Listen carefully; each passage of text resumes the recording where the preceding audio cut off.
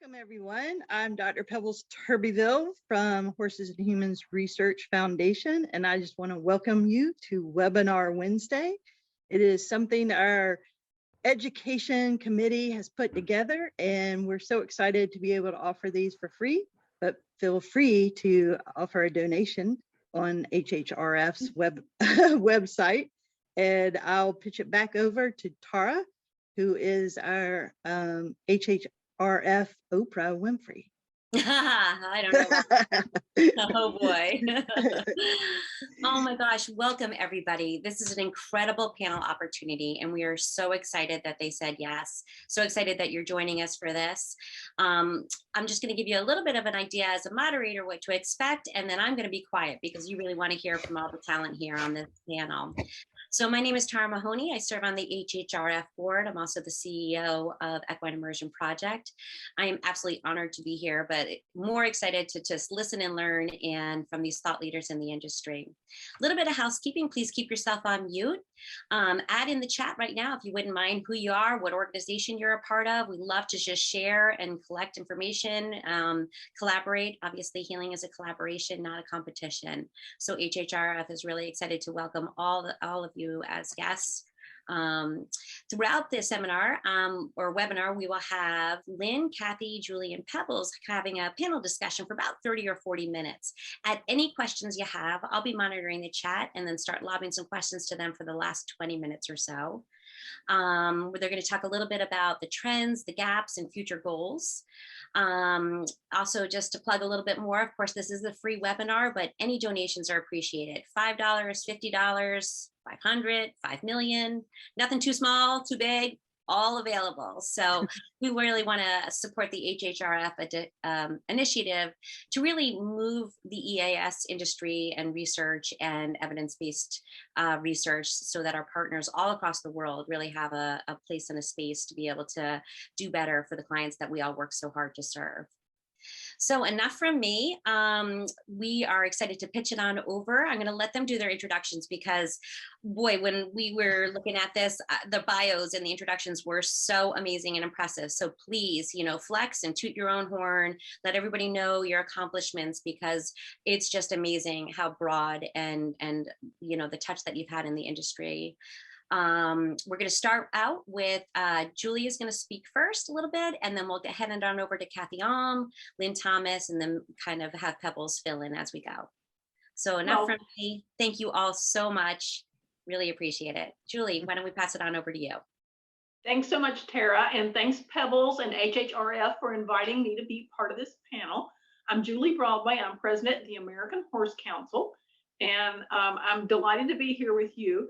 The equine industry has such a major impact on the overall economy. $122 billion we contribute to the gross domestic product each year, 7.2 million horses. I'm so delighted that in the last economic impact study, we were able to quantify the equine-assisted services component of the sector, which I believe is the fastest growing sector of the industry. There are about a little over 5,000 instructors. There are over almost 1,000 facilities out there. And we are just delighted that they generate what we believe to be about $312 million in revenue a year. So major impact, major opportunity. And we just continue to work here in Washington, D.C., as the American Horse Council does, with the VA and with other organizations to bring greater funding to EAS. We are so delighted to work with Representative Andy Barr on the equine-assisted services front, and he has really brought things to the forefront to get funding for the adaptive sports program. Although I will say, Lynn, Kathy, Peebles, and I all think that maybe EAS isn't part of adaptive sports as much as it is about mental health. So we've been working a little bit about that. And most importantly, and recently, we have been having a conversation with them about a new task force that they have formed to talk about how veterans can benefit from outdoor recreation. So we're really trying hard to get a seat at the table to talk about that because we think equine-assisted services would be a great subject matter expert to bring to that conversation. So I'm going to pause there, Tara, and let the others go, and then we'll go back to our conversation, because I've thrown a lot at you. I was going to say, Julie, I'm not exactly sure how to follow that, to be perfectly honest. No, I'm Kathy Alm. I'm the CEO of PAP International, the Professional Association of Therapeutic Horsemanship International. And I also want to thank HHRF, Pebbles, Tara, for inviting me on this panel. I love sharing space with Lynn and Julie. We have been served on several different panels and committees and work groups together. And I would agree with Tara and Pebbles' assessment of Lynn and Julie definitely being thought leaders in this industry, which I greatly appreciate and greatly admire. PAP International, the Professional Association of Therapeutic Horsemanship International, we we have about a little over 5,000 certificates. That's across a fairly broad spectrum of types of certifications. We have over 4,000 members and almost 900 centers that are member centers across the country and in other countries as well. And we work really hard to both support our members and our certificants, as well as make progress in the industry, do what we can to support the industry as a whole, which is part of why I'm on this panel tonight, because research is an important piece of that. My personal background, I've been CEO for a little over 8 years. And prior to that, I served as the executive director of a therapeutic riding center in Washington State for the previous 15 years. Throughout my tenure in this industry, I have been lucky enough to be involved in all sorts of initiatives. I work closely with the American Horse Council, various committees. I worked on the terminology initiative with Lynn Thomas. And I worked with IAHIO, which is the International Association of Human-Animal Interaction Organizations. So I try to be around and available to work with anybody and everybody in the industry, because we all want the same thing, which is to provide the best and safest service we possibly can, whatever that service might be. I'm going to just piggyback very quickly on Julie's comment about Representative Barr and the funding for VA services, that it is still under adaptive sports. It's fabulous that he gets additional funding for those services. It is still under adaptive sports, but it is psychotherapy incorporating equines as opposed to therapeutic riding or adaptive riding. And so we continue to work with them to clarify that so that people can understand the difference in services. And that'll come up a little bit later as well. And I'm going to toss it to Lynn. Thanks, Kathy. I was going to say, if you can make any movement with politics and the VA, then that's already a phenomenal. Amen. So way to go. And so I'm Lynn Thomas. I'm a mental health professional and co-founded EAGALA, and had the wonderful opportunity to run that and build that and be on that journey for 21 years. And now I'm involved in 2 new projects. One is called Arenas for Change, or ARCH for short. And that is, it's a training and a community of professionals who want to learn together, particularly on the facilitation side. So facilitation skills, how to engage with the clients in the context of horses. So more that kind of component and focus area. So we've been having a lot of fun developing some new thoughts and trying some new things out in that, and provide online learning. And so anyway, that. And then we're also doing a nonprofit called Horses for Mental Health, which that's just kind of a side heart project that is designed to do public awareness campaigns and anything we can do to build up all the programs out there and the wonderful work that PATH and American Horse Council and Horses Human Research Foundation and all your programs are doing, incorporating horses in particular for mental health and well-being. So that's what we're doing with that. So yeah, I mean, it was Pebbles so graciously reached out to me, and I was just add to the love that Kathy was sharing. And we have such wonderful leaders, thought leaders, leaders in this industry, and it's been great. We've been doing a lot of collaborating, a lot of supporting one another, and I think that's made a huge impact on furthering the work we all do. But Pebbles so graciously reached out to say, hey, would you like to be part of do this webinar for research? And my first response was, yes, and oh my gosh, I'm not a researcher. I feel highly intimidated by this prospect of speaking. I went and watched some of the webinars and I was like, oh, no, that's not me. But then when we talked about, well, actually what I do have experience with running a membership organization is getting a little kind of lay of the land of what the struggles are that programs, the struggles and the challenges of trying to get research done. And so I thought, okay, well, I can share a few thoughts about that. So I really appreciate the opportunity. And of course, I said, well, definitely Kathy, Julie are involved, and Pebbles, you too, then I feel so much more comfortable now. Okay, great. So. And that's one thing too, Lynn, that really why we started Webinar Wednesdays is because we wanted to teach people about research and not make it as intimidating. Sure, we've had some researchers on here who've presented, on some data that might have spin some people's heads around. But on the other hand, we also are trying to make it a little bit more approachable, and so people understand it and also really understand the value. Because really, if we have more research, that's going to help us in the whole field. So Pebbles, I'm going to jump onto that thought. So last fall, the American Horse Council sponsored a research summit. Pebbles was there, several of you were. And the whole idea was to try to draw in researchers and academia to talk about the need for greater research. And it was fascinating to me to hear academia tell us they're very concerned that we're losing researchers. They are having trouble getting funding. They think the pipeline is sort of drying up for people that want to go into research. So I've been on this mission to try to figure out how we prop that up, how we get more folks doing research.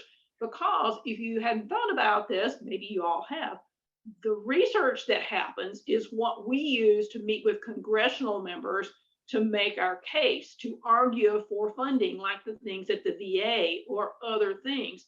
So we really, really need that research to do that for us.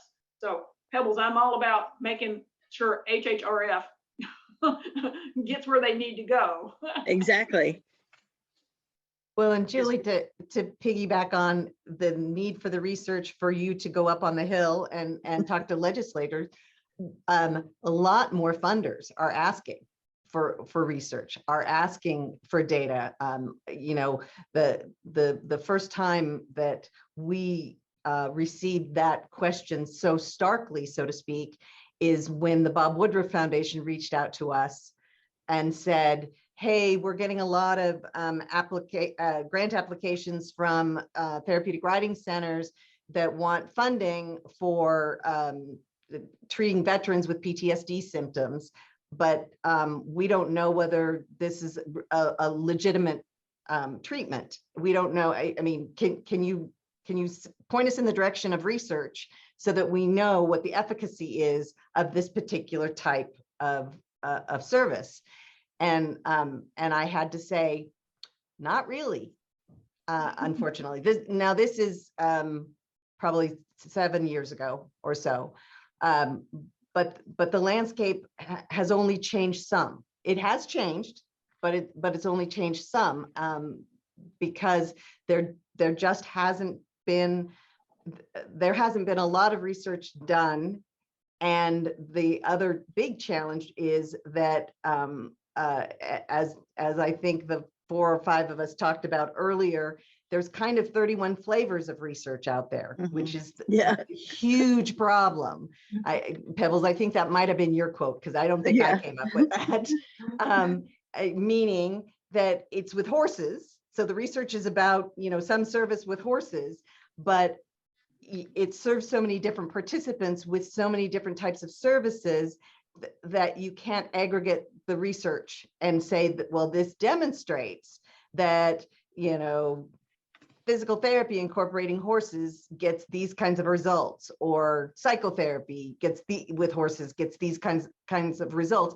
Because you look at the research papers, I mean, Dr. Wendy Wood at Colorado State University did a huge literature review and, you know, discovered, okay, there'd be a paper that talks about therapeutic riding, and then you realize as you read the description of what the service is, that they're really talking about OT, occupational therapy, incorporating horses, or the other way around. And so it's really difficult to even utilize the research that's out there.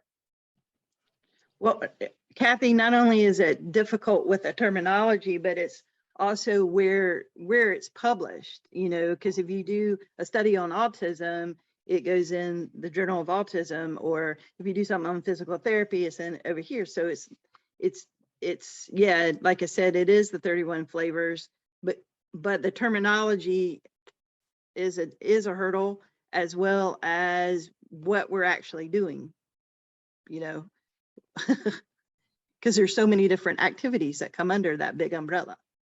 Absolutely. Kathy, could you speak a little bit about the groundbreaking work that you pulled together with so many others, but really spearheaded about the terminology paper?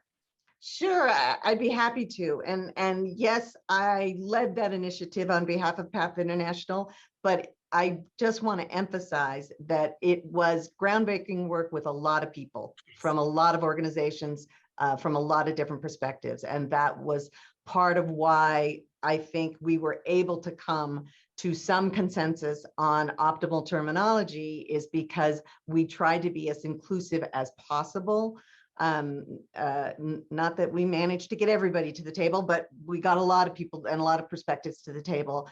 And what came out of that, and there is a published terminology paper, what came out of it was consensus on essentially 3 different areas in equine-assisted services, and that is the therapy area, and within that therapy area is physical therapy, occupational therapy, speech language pathology, psychotherapy, and counseling.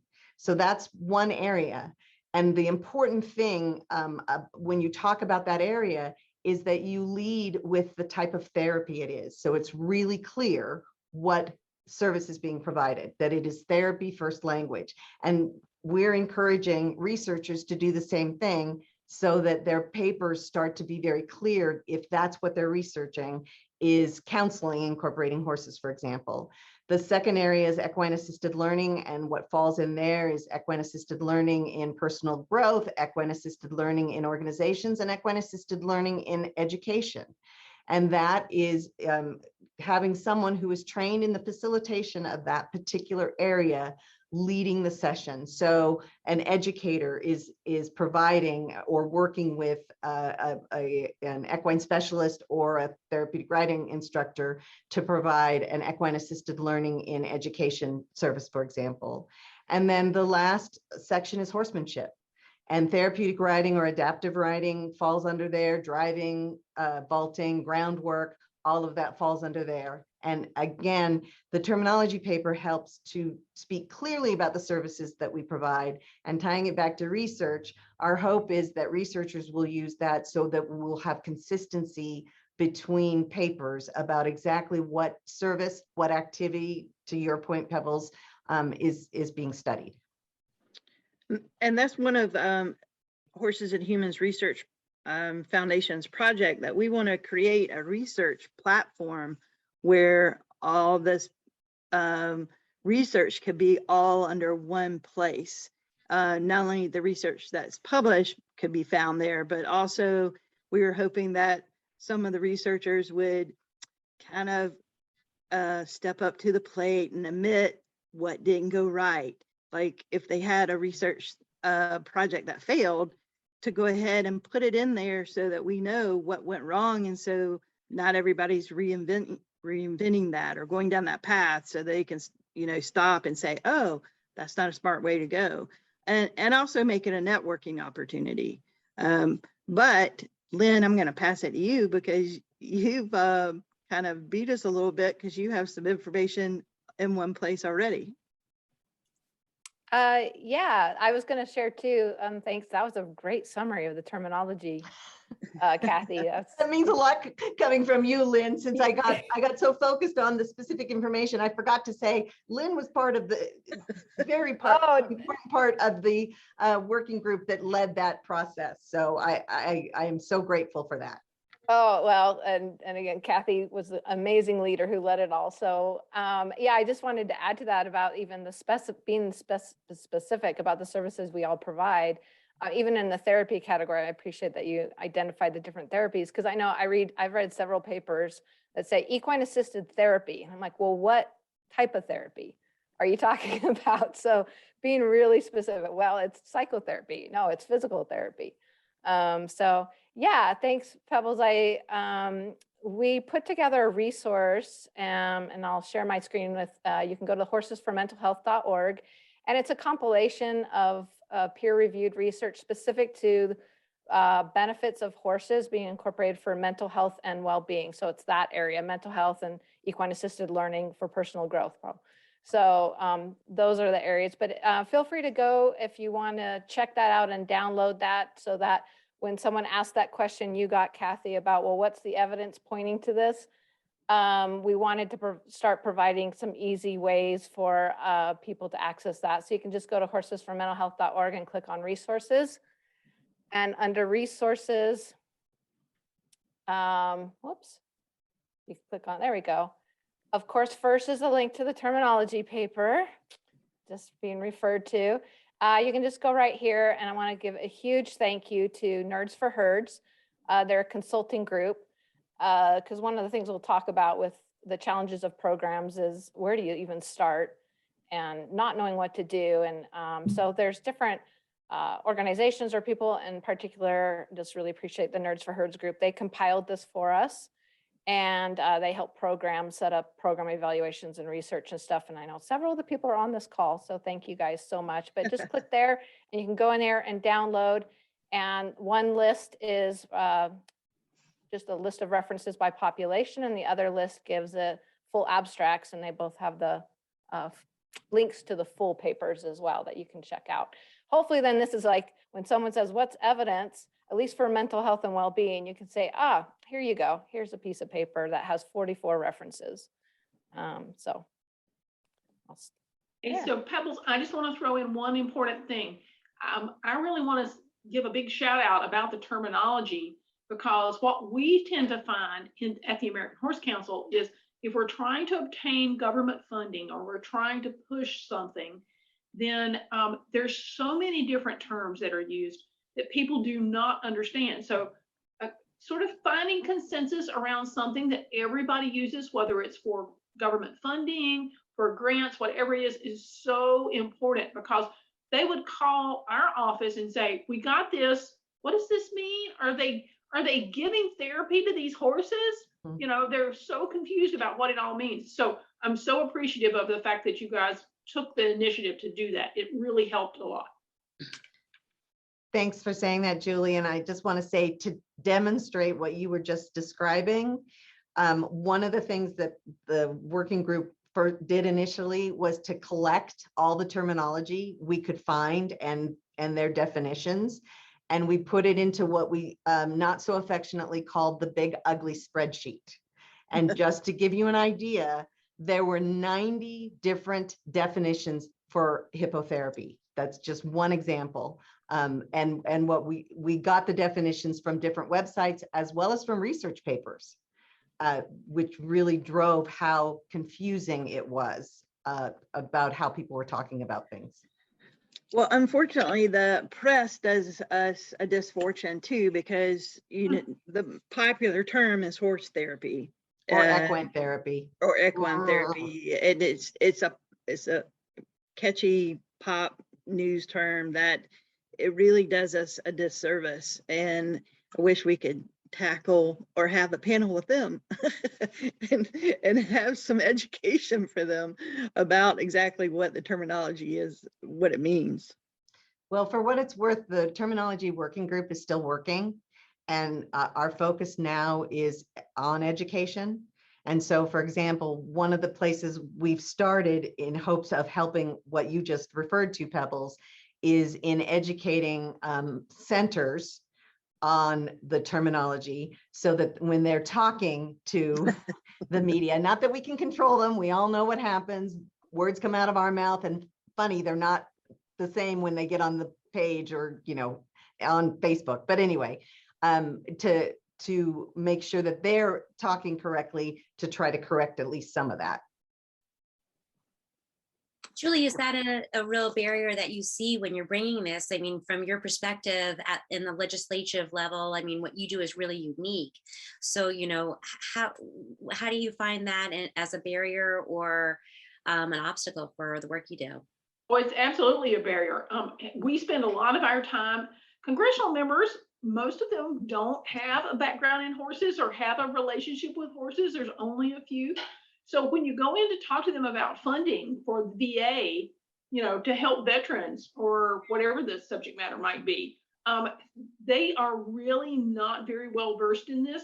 So having that consistent description and that consistent definition is so helpful. Otherwise, they hear from so many of their constituents very different versions of what it is, and it's really confusing for them. So, you know, they often call us and say, wait a minute, I'm a little confused. What do you mean by this or what about this? So yes. Hey, Lynn, I'm curious, and this might be a question for someone from Nerds for Herds. I'm curious whether they found continuing inconsistent terminology in the research papers that they have referenced. Do you know?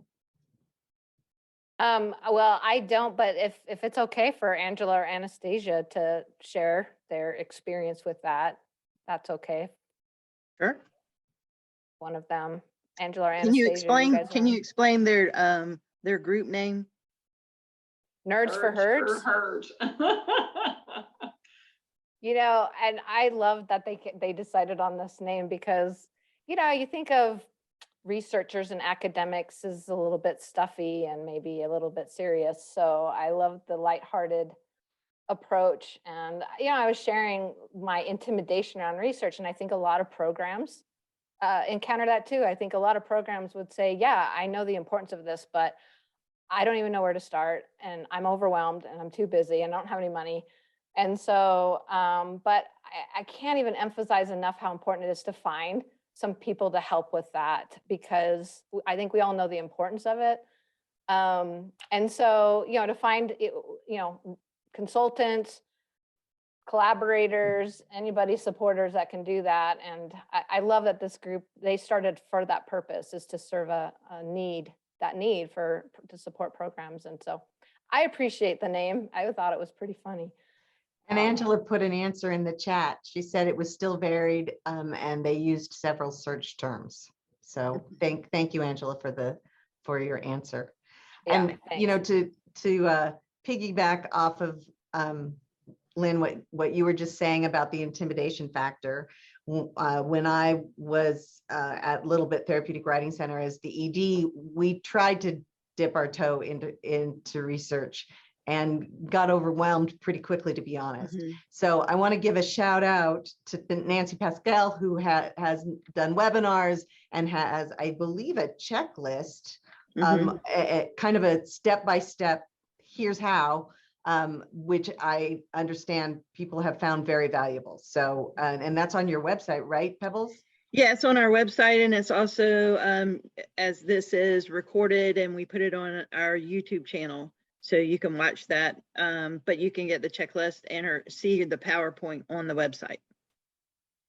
Something really important to also, when we just talk about research, is there's a difference between data collection, right? We're all collecting data on our clients or how to do it better and what kind of impacts we have versus research. So, you know, also on the YouTube channel, you'll see some of that breaking down. There's also all different types of research. There's qualitative, there's quantitative, your single case. So when we say research, there's so many different roles. We talk a lot about that and what those roles are. So there's also webinars on that. But you know, a lot of what the board and HHRF is really working on is making sure that that's available to all different people who are doing all different things. You don't have to just be connected with a university, but there are certain protocols and guidelines to call yourself research and what that looks like. So to really break down those barriers and know that it's available. So many people are interested. You know, grad students have to work for free. Perfect, right? So Pebbles just got her doctorate. But Pebbles, can we pass it on over to you a little bit, because we're talking a little bit about these repositories and really the efforts to make research more accessible to people. You're doing some pretty neat stuff with an initiative. You might want to make a little announcement or just kind of give us the next steps on that research platform that you've been working on. Tara, was that to Pebbles? That was to Pebbles. Hey, Pebbles. I was about to say, yeah, I was like, I just kind of covered the platform. But, So do you feel that's that why I was like, is that for me? Yeah. So yeah, we definitely are working on a research platform, and that we're hoping that it will be a place that people can share research, what went wrong, and networking.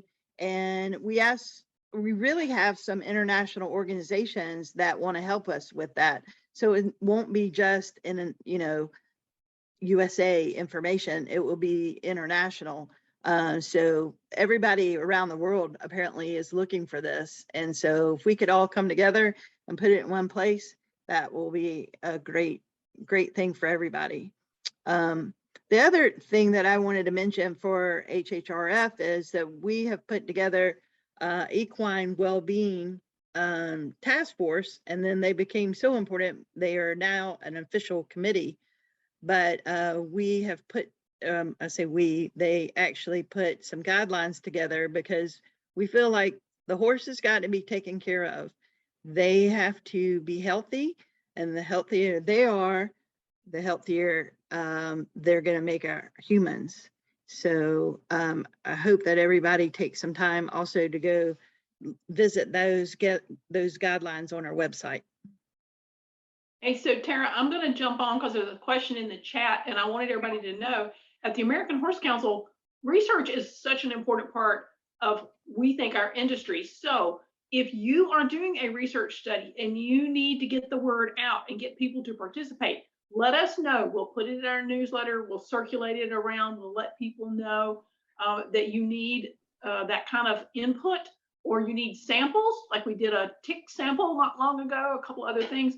We promote research of all kinds. Pebble has talked about a bunch of different things, but our research summit last fall, we called an ecosystem research study, because it's not just about equine health and well-being. It was about equestrians. It was about surfaces. It was about airborne particles.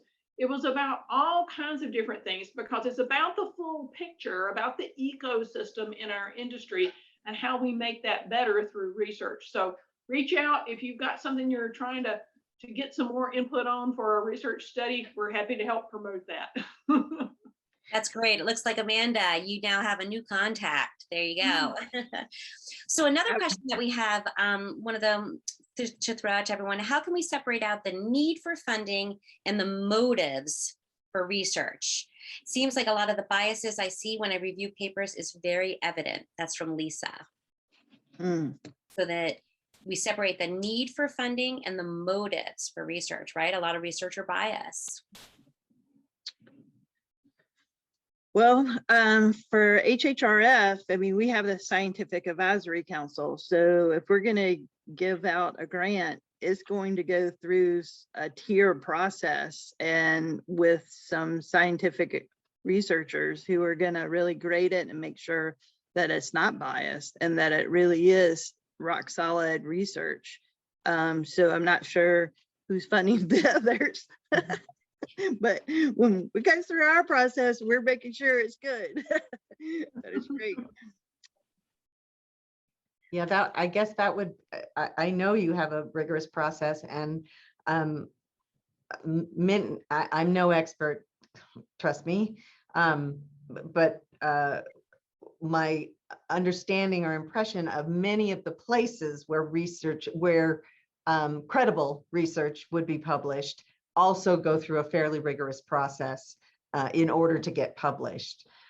So I would hope the bias is not in that. Now, that doesn't mean there aren't places that either publish or at least post quote research that maybe didn't go through the same kind of rigorous process. Mhm.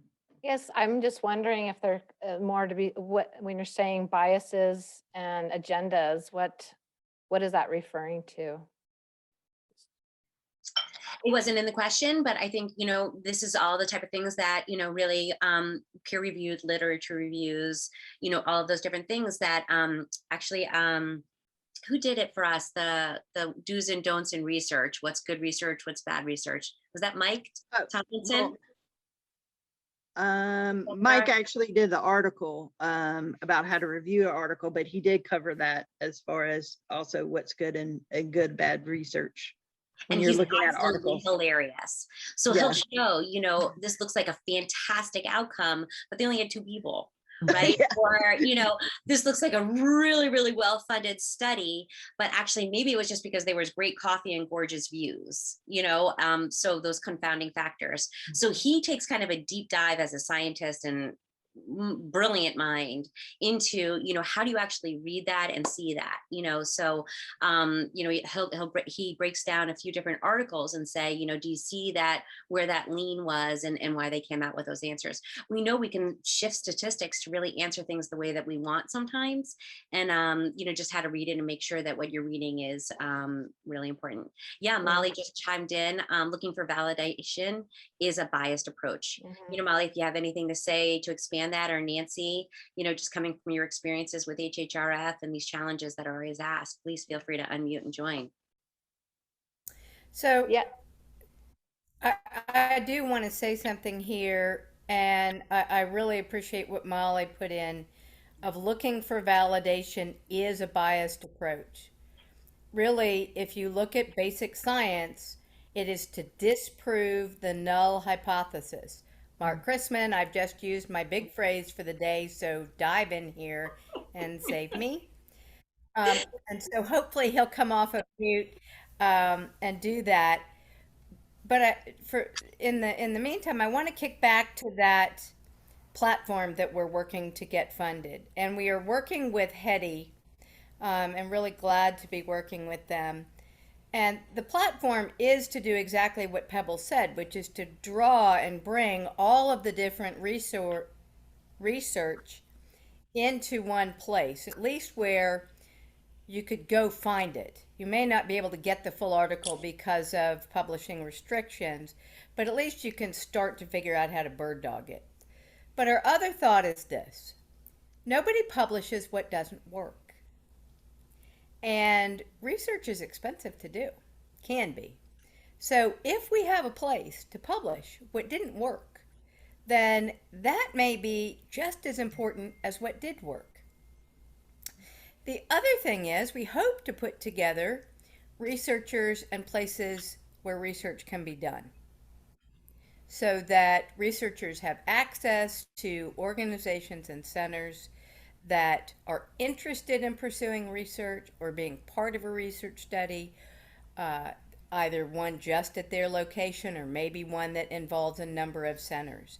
So we're really looking for a way to aggregate more than just the research that's done, but these approaches as well. Mark, you're off mute. I'm going to kick it back to you and come back to Amanda's question about, and Molly's point about not doing research to validate a point of view. Will you show us your smiling face? Okay. Hold on. Is that smiling enough? I'm eating dinner at the same time, so excuse me. So yeah, I'm listening to all this, and this is really good. There is no yes or no answer with any of this. You mentioned the academics. There is a paradigm, a mantra that they live by and survive by, which is publish or perish, which automatically creates some serious issues because you are forced to publish, and so sometimes it's not always it's not the best reason. The other thing was you were mentioning the reviewers in the journals. One of a big problem we're seeing now are all these predatory journals. In other words, you pay money, you can get it published in a journal. The reviewers may be Tom, Dick, and Harry, Mo, Larry, and Shep. They just kind of go through the motions and approve it. So it really comes down, to, when I've harped on this in my little thing, is asking a good question. You ask a good question and then work through the issues. Okay, so how do we prove this? And now we get back to Nancy's null hypothesis. But you have to start with a good question. You have to consult with a statistician. None of us know statistics well enough to answer this. You need to do a power analysis. How many participants do I need in this to make it statistically significant? And yes, if it is a negative result, and I used to actually, most of my stuff was negative results, but it does help. I'm just kidding. I did have some, but yeah, if it was negative results, that's going to stop a lot of other people from walking down that path. So there's no easy on-off switch for this. It's a learning process. We have a lot of people at HHRF, and that's our job, is to sort of get, left foot, right foot, how to get started, but pick something you're passionate about, something you're truly curious about, and then ask a really good question. That's the jump off point. And don't try to validate something that you read on social media. Don't go to Dr. Google. Do not go to Dr. Google. So. Travis, I just diagnosed my dog on Dr. Google. That's not going to work. Oh boy. Guess I should. Yeah. Well, yeah. Yeah. Tara, Mark, I've that's always heard you learn as much from failure as you do from success, or maybe more. That's exactly right. That is exactly right. Yeah. So Lynn and Kathy and Julie, let's pitch it on back to you. To make sure, are you in your, decades, well, that's not insulting, great experience in your amazing, cumulatively, like, this is just amazing what we have here. So let me rephrase that. Tara, put the shovel down. Put the shovel down. I'm gonna take my mint shoe off in a minute. Lord, I'm fired. You need to go to your Zen moment. Absolutely. Okay, let me put you back to you. What are your thoughts about all this research stuff that you were just asked about? Yeah, I was gonna say, as an old person in this industry, I I thought that was a really valuable discussion and an important topic, because I think from a program, and I was like, well, when you say agendas, don't we all have that? And isn't the point of this research trying to show that what we do is amazing? Because from a program standpoint, I'm just looking for data or research or anything, so that from marketing and for funding, that people will give us money because they want to support our business because horses are amazing. So if there's something that's like, oh wait, hanging with a camel, it's going to be a lot better than hanging with a horse. That's going to be tough to really look at, right? So I think that's a neat topic and one to further explore, even for programs from a marketing standpoint. How are we marketing our programs? I think that's where research and marketing can kind of go hand in hand, because it's really easy to want to share things that may not be really accurate about how effective it is what we're doing, and that's hard to say. So I'm finding this a really interesting topic, and I think one really valuable too. I think Michael Kaufman would like to do a research study about the difference between camel. I love that. That's okay. I did throw that in for you. I did throw that in there for you, Michael, because my first thought was hedgehogs, but I'm like, no, camels are probably. Thank you.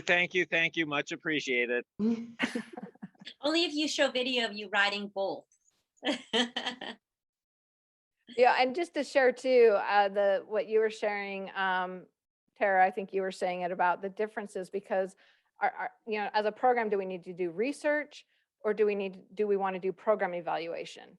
And, am I looking to get, IRB and published and all this with research, or am I just looking to better understand the quality of the services that I'm offering and to assess that? Or, and what can you say from a marketing standpoint when you have program evaluation versus research? So I think those are a lot of questions that I guess I'm hearing you say you have webinars that might be addressing that. Well, and I think there's room for both. Mhm. I think this conversation, this discussion is excellent about research and understanding sort of the various pieces to it, right? How do you make sure it's valid, et cetera, and the state of the research in EAS, which is not fantastic yet. But I do think there's room for data collection, which it goes along with program evaluation, as long as it's really clear the difference between data collection and research. But you can collect data that can be used to explain your program, to support your program, to talk to funders about.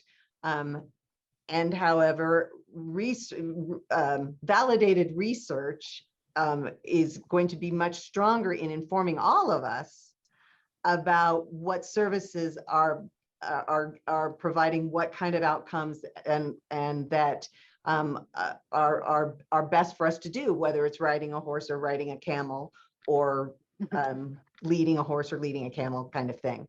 PATH International, I'm going to put a plug in for the fact that PATH International is working with the Temple Grandin Equine Center on an initiative for an assessment protocol.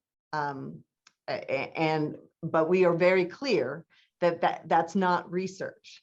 That is us trying to figure out, and again, we're working with a wide variety of individuals to figure this out, us trying to figure out what kind of data people would like to, people being service providers, would like to collect, and how much time they're willing to spend collecting the data, because that's another piece that is very challenging.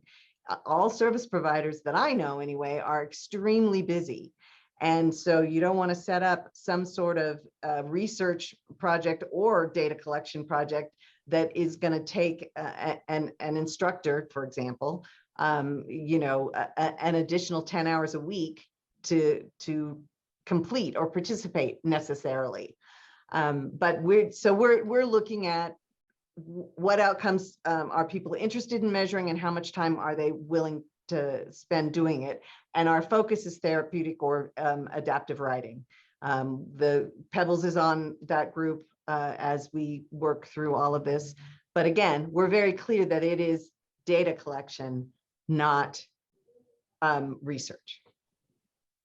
Kathy, I'm going to jump off of what you said because we started with me and I was at the broad picture, and I'll bring it back to the broad picture, which is the American Horse Council is really interested in understanding the big picture of the equine industry. And so next year, we're going to do an economic impact study, and we really need people in the equine-assisted services space to participate in that because we want to quantify, how many jobs there are, what the overall economic impact is, how many horses are involved, what your needs are, all of those factors. So to Kathy's point, it's not research, it's a data collection kind of thing, but it is so essential to making the case for what is going to happen. And there are so many aspects of the study that are going to be new next year. I'm excited about that. You guys know me well enough to know I get excited about data.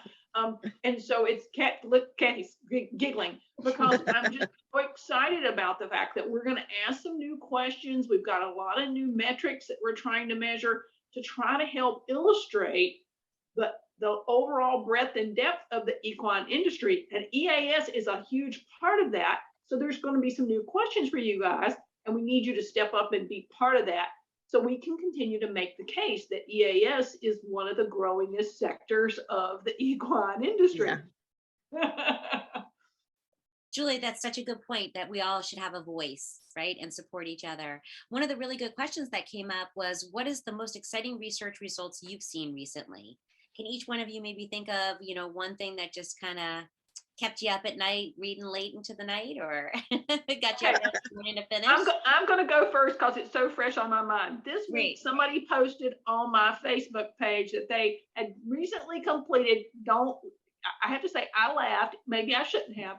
They'd recently completed a research study that explained when you talk baby talk to your horse, Yes. it really, really is effective. And I was like, seriously? Okay. Had no idea. So sorry, Tara, that was a little bit of a side note, but I was really shocked by that research study. I was too. I posted it on our Facebook page because I was like, what? Really? Well, Kathy, I mean, a little bit about the Man of War. That was a really exciting one, and Path kind of has collaborated on that a little bit. You know, the actual brain study with veterans with Columbia University. Maybe now I'm telling you which one's your favorite, but that was one of my favorites. Well, Sorry. I was just pausing to see if Lynn was going to answer, but yes, that's where I was going to jump. That the Man of War project at Columbia University, they have been researching this particular protocol curriculum to treat veterans with PTSD symptoms. And they've had some very promising results. They have 2 published papers around it, and it's been very exciting to work with them and produce an online training for mental health professionals and equine specialists to take together to understand how to provide this protocol to veterans with PTSD symptoms. All of this came out of that question Bob Woodruff Foundation asked us 7 or 8 years ago about the lack of research. And it was through them that we met Dr. Prudence Fisher and the team from Columbia University, and were able to go on this journey to get this research-based protocol out to more service providers. So it's that research is actually available online on their website for free, the fully published one. And they actually joined HHRF for a webinar series and talked about the research. You know, both of them, from the how-tos and how they developed and manualized the program to actually the differences in the brain scans pre and post. So jump again on the HHRF YouTube and you'll be able to see a little bit more about what Kathy was talking about. Lynn, how about anything exciting for you? We have a few more minutes left. Yeah, well, I was actually going to say, to build on that, that was a very exciting project. And one of the things that really stood out for me in that project is the support for how this work engages people, engages clients, that they stay longer in treatment and therapy than maybe in other approaches. So I just think that's a really powerful, I don't know, thing that supports the work that we do. So, and yeah, I'm obviously very excited about what I shared with you guys at the beginning, because that was actually a project. That compilation was a project for many, many months, and literally it just got done today, and I posted it today just in time for this. But so I'm really excited, because I think anything like that can support programs, and being able to say, hey, there is evidence, there is some support, there is support for the work that we do and for involving horses in the process. And so I got really excited about that in general too. Another one that I'm excited about, which is probably kind of weird, because it's a negative, and I may not use the right language, so please excuse me. But there was a published paper, which I think was a literature review, not a research project, that basically said, hey, psychotherapy incorporating equines doesn't work. And what the paper was really saying is there's not enough evidence. The paper was really saying everything we've been saying on this panel tonight, about not enough good solid research, not enough consistent research. There's no proof that this really works. But the way, and so no, I didn't love reading the paper, and I thought it was rather biased. And however, I appreciated the impetus it helped cause, as people in the industry went, what? That's so wrong. and helped people go, okay, we got to galvanize around this. And it's important to hear both, right? Both can be true. Mhm. And if we're not willing, just like Mark was saying and Nancy was saying, to look at all of it, the null hypothesis, right? To recognize, where are we coming for? Then it's not scientific. Yep. So it's so important to say, hey, what were they right about? What can be done better? What can be done differently? So you're absolutely right. And, I think that's why Molly really funded and started and supported all of this type of a discussion, her vision to kind of shift at another, column in the industry. Pebbles, why don't I pitch it to you, because we're hitting to the 8 o'clock mark, but this is such a great discussion. So, certainly, Pebbles, either you want to wrap up or offer a little more time. I was about to say, this is such a great discussion that maybe we should have a part 2 panel, but I feel like I used all my luck getting Julie and Lynn and Kathy together on one date. And I actually got them together twice because we talked about this 2 weeks ago. So I feel like I've used my luck up, and I don't know if I can get all y'all together again, but really it's been a great discussion, and there's been some questions in the chat box that we haven't been able to get to, but maybe we can write them down and do it, maybe do something again in the fall. But on the same note, HHRF is having our second annual conference this year, August 13th and 14th. It'll be in Chagrin Falls at Fieldstone Farm. So just save the date. More information is coming. And then if you want to go on an international trip, mark June 2023 down for France. So more information on that one coming too. But the part about our conference is that we do have sessions that really talk about if you want to do research or how to understand research, as well as some research that is going on currently, as well as some studies that are already published. So that's a great place to go as a resource. Hey, so Pebbles, I just want to pitch in and say, the research summit we did last fall, HHRF, Equine Science Society, Equine Affiliated Academics, we're all really trying to pull all of those resources together to talk about how we leverage each other and collaborate to get more research done. Yes. So if you guys have suggestions, pitch them out to somebody on this panel so we can figure out how to put that into the mix, because what we really need to do is get more research done in all different facets of the industry and stretch our dollars or find more dollars if we can. So lots of opportunities there. Yeah. And also have to do another pitch for us, because we have a $50,000 grant that's due May 20th for trauma. Hopefully that we'll have some good applications come in. So make sure that if you are a researcher and you're listening, to apply. Anybody else? I just appreciate the conversation. I think this has been a great discussion, and thank you very much for putting it together. Pebbles and Tara, thank you for hosting us, so to speak, and keeping the conversation moving. And I appreciate everybody that has joined us this evening to talk about research. Yeah, we had 50 people, over 50 people on this call, so that's great. And thank you, and thank Lynn and Julie also for being on here tonight. It's been a great night about this discussion. I really have enjoyed it. Thank you, guys. Thanks, everyone. Take care. Mhm.